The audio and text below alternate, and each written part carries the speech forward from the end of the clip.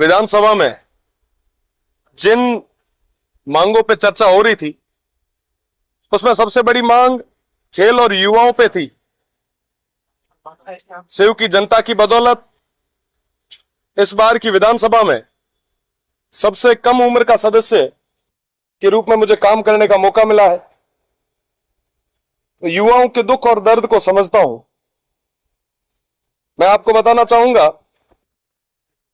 कि राजस्थान जो भौगोलिक रूप से सबसे बड़ा स्टेट है, जहां की बेरोजगारी दर 27% है।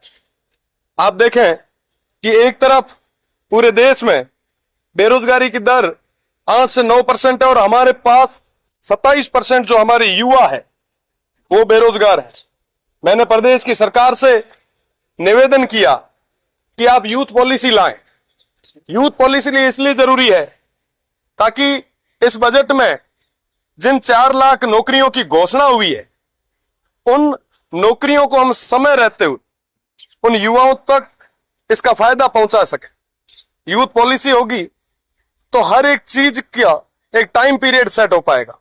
छोटे छोटे जो स्टेट है असम जैसे, उनके अंदर भी जब असम है, कर्नाटका है, जम्मू है, इन सब में भी अगर यूथ पॉलिसी है तो हम क्यों नहीं ला सकते।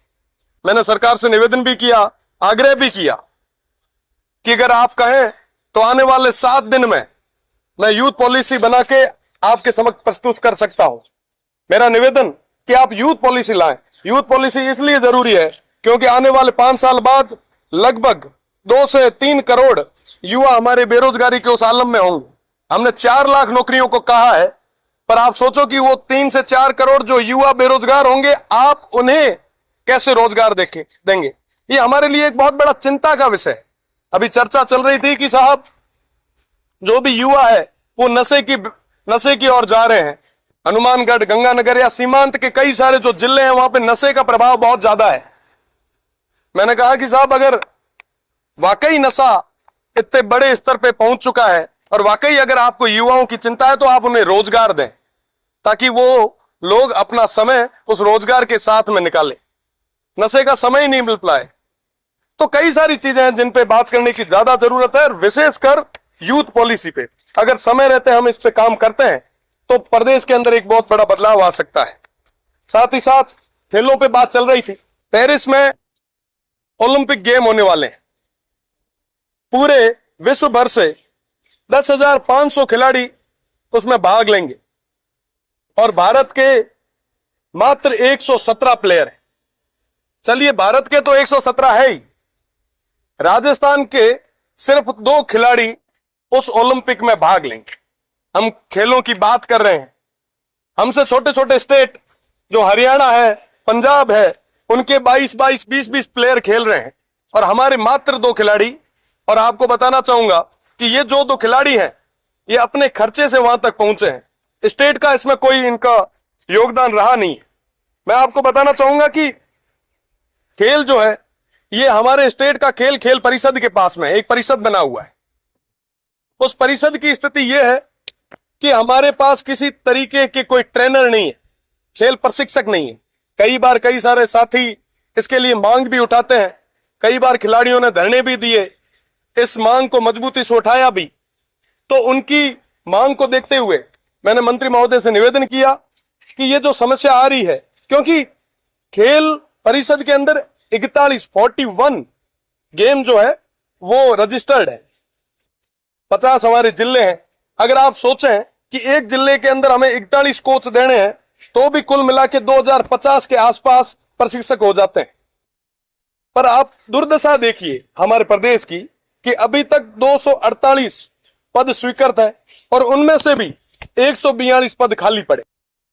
आप सोचो कि साहब जब आपके पास द्रोणाचार्य ही नहीं होंगे तो आप अर्जुन कहां से तैयार करोगे।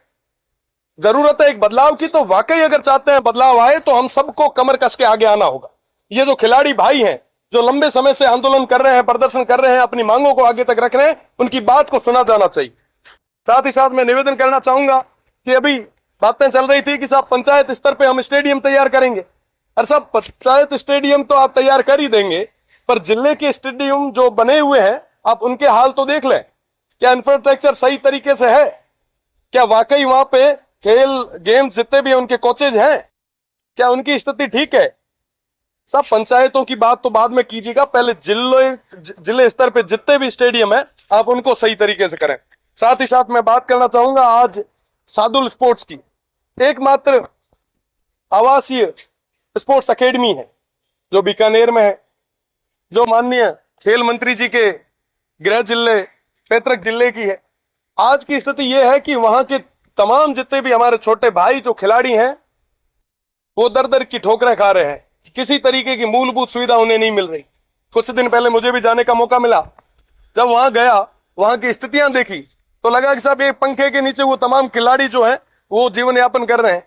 इस 50 डिग्री टेम्परेचर में एक तरफ जब हम जहां हीट वेव की बात कर रहे हैं, दूसरी तरफ हमारे तमाम खिलाड़ी भाइयों को किसी तरीके की कोई फैसिलिटी नहीं मिल रही है।